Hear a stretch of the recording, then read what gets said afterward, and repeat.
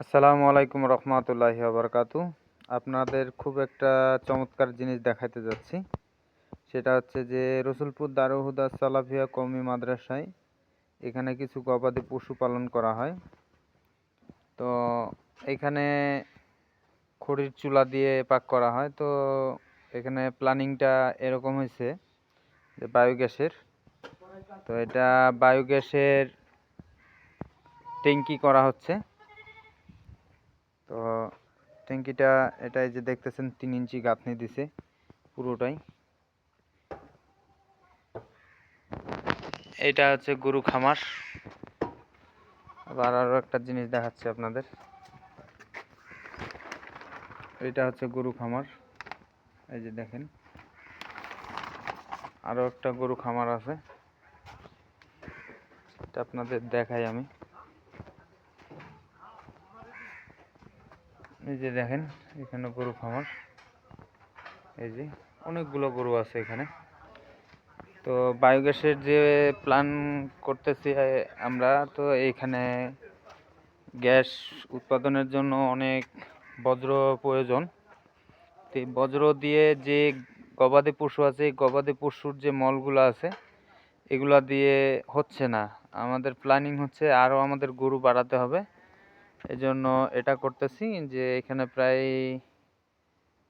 300 থেকে 400 লোকের দৈনিক খাওয়ার আয়োজন করা হয় ছাত্রছাত্রীর এবং শিক্ষকদের।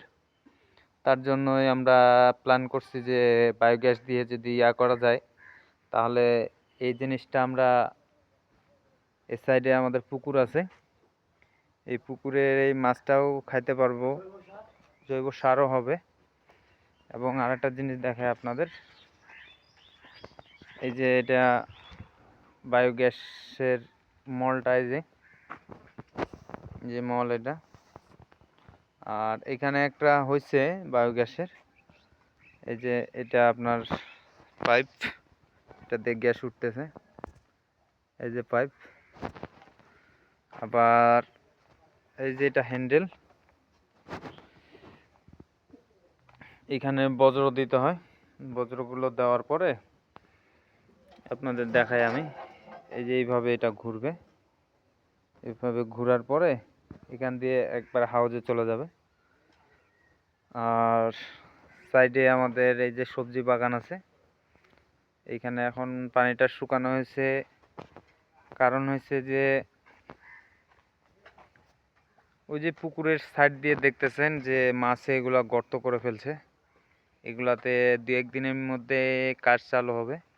এখানে আমাদের কিছু দক্ষ মিস্ত্রি প্রয়োজন। যদি ভিডিওটা সেরকম দক্ষ মিস্ত্রির কাছে যদি পৌঁছায়, অবশ্যই আপনারা নক দিবেন, স্ক্রিনে নাম্বার দেওয়া থাকবে, যোগাযোগ করতে পারেন। সবাই ভালো থাকবেন, সুস্থ থাকবেন। এই পর্যন্ত, আল্লাহ হাফেজ।